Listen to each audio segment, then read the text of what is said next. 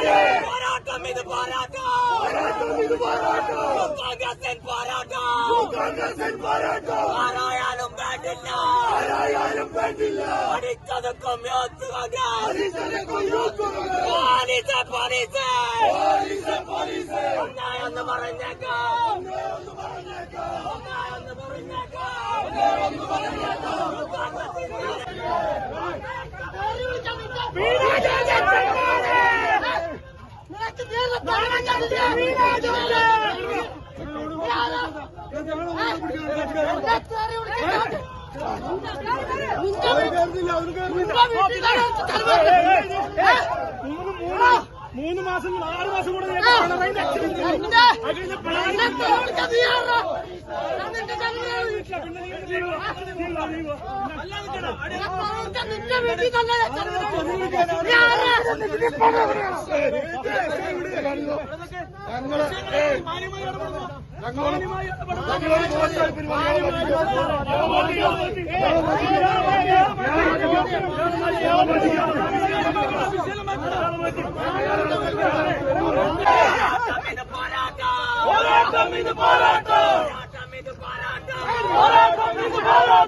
ട്രൂലൻസ്